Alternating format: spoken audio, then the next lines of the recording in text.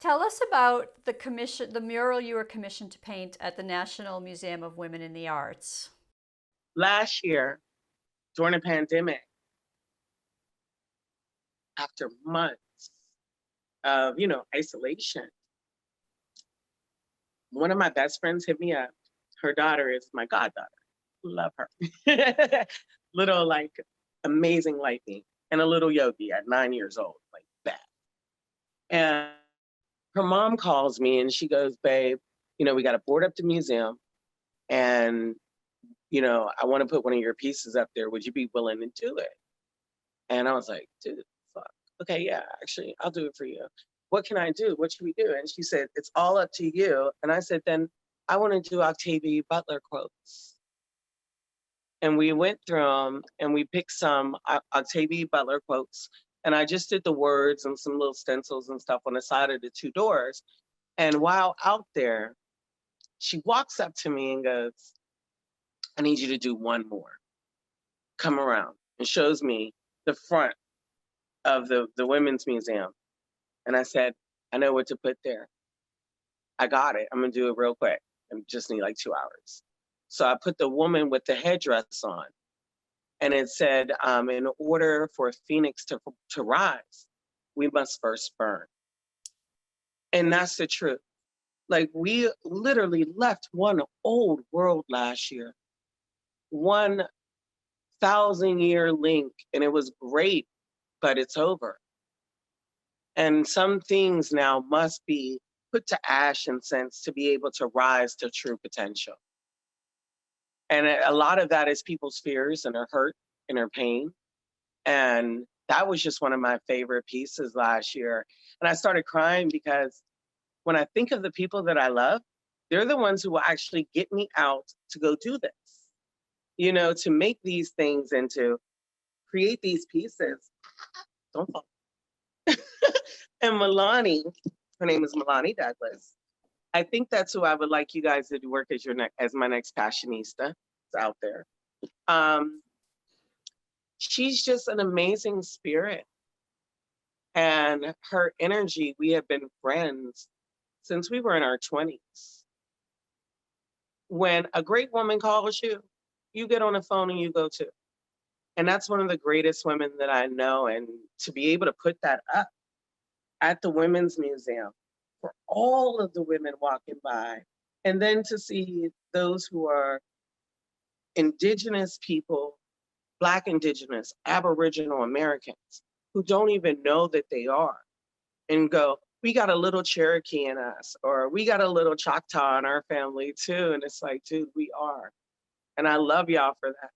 And to give you a totem and for you to start seeing that it's a natural progression where we are who we are. It just makes it all simpler. It makes it better. It was a fun piece. I really did enjoy doing that one. But more than anything, I just love doing it because Milani asked me. That's Her awesome. heart is always just like, when it comes to me doing pieces, she's like, dude, whatever you need, whatever you want to do, rock it out. So supportive. While you were doing that, the people walking by were part of the Black Lives Matter protests, right? It was everything. I'm down there and I'm realizing, like, you got Black Lives Matter people walking by. You have people who are out of uniform walking by who are down there holding them back. It was so just posed because you had people who it was their job and they did not want to be there. And you had people who were fighting for their lives and that was now their new job. In a pandemic, when your people have to come out and plead for civil rights, like plead for food, for better education, because now they understand that their children have been defeated for the last 5 and 10 and 15 years. When they realized that they believed in something and they were let down by their beliefs, it's sad to think that out of all the so-called first world countries, we had a 10th world approach. We left our children out there. We left our elderly out there. We left Black Lives Matter for sure. You know what I'm saying? But we left everybody. last year, scared, exhausted, fighting for love, fighting for rights, when in all honesty, it's almost appalling when you think of the other countries that literally said, in your bank account tomorrow, you will wake up and there will be $10,000 or $20,000, because that's honestly, and we know because we have accountants, we have economists, we know this, to survive for 6 months as we're asking you to please stay home so we can keep you safe. You are our workforce. You are our being, you are our doctors. We need to lessen the burden on everybody.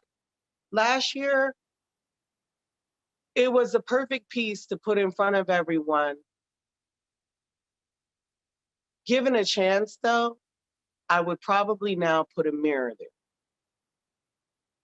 and let people know that year was supposed to be for you to focus on, reflect on, and change yourself. What excuse can you have while watching someone's child shot dead in the middle of the street? What validity can you give me? What communication can you tell me is important over human life? And if you can find that, there is something perverse and sick with you. And we need to call it out. Like, we are so geared to call out everyone's atrocities and offenses, but we won't call out the simple fact that this has been atrocious and offensive for just the global community outside the United States to have to bear witness and watch every day on the news.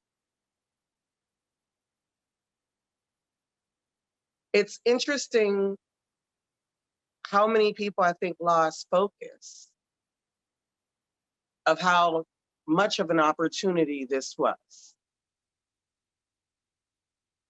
You know, if we did it smart, there would have been free classes at Yale, Harvard, Duke, everywhere, for everyone, so that you can get skills, trades, do physical therapy, be able to, talk to counselors. We literally left the whole world almost abandoned and abated here without any guidance and any care. So what's your dream for the future for your little for your little goddaughter? When I was young, I used to say every morning when I woke up, God, make me strong because yesterday I was weak. I probably wasn't the best one in the world. And I know there are hundreds of little girls. And then one day I realized after working in post covers, there were thousands of little girls looking up to me. I pray that she is the little girl who surpasses me, that she stays elegant, refined, beautiful, unapologetic about her spirit, her body, her mind. I pray that we open a floodgates for every little girl where they can walk around and be safe and protected instead of disrespected, rejected, and raped by people who are supposed to be there for them. I pray that she knows none of the pains in which I, as a woman, have had to endure, because we should be the last ones. I pray that she gets to walk on golden bricks and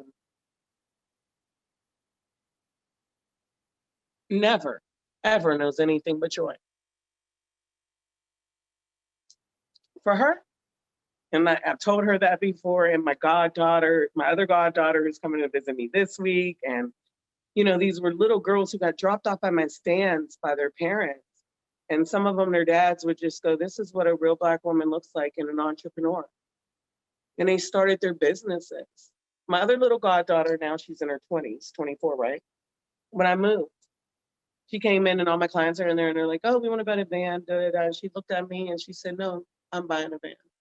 She said, that's where you pulled us to the side and made us women. And made us go, you will not argue in public. You will not disrespect yourself or anybody else out here. We're going to figure this out. I will show you how to battle and be mad because people don't understand that you have a right and you shouldn't be picked with. I will show you how to protect yourself. But we will not disrespect ourselves. I want them to constantly know that every woman who has ever had to stand on her own, pull herself up by the bootstraps, put everything in a perspective. I did it not just for me, I did it for you. Because at 60, I do not want to be sitting in a room and somebody disrespecting a young lady. And at 60, I got to get up and go say something. These days should be in the bucket. If men do not know how to conduct themselves around women, you probably shouldn't work around them. Period. If you do not know that you came from a woman, then you probably shouldn't have one. Period. If you can't get over the fact that not everybody was perfect and half of the people didn't know what they were doing, you probably should. I hope that we can give them everything, every starring role, every center of the stage. I hope that she is Misty Copeland. I hope she has the presence of Lena Horne. I hope they are endowed with the greatest gifts of knowledge. I hope that Thoth and Imhotep and everybody touch their grace from here on out. I want them to be able to live a full life and not die from exhaustion, racism, fear. I want her to know what it's like to be a human being and not marginalized by color or financials or this, that, and the third. Hell yeah. And if I get my way, I want to make sure they each get a Bitcoin before I go. Then we got a nice little trust fund one day.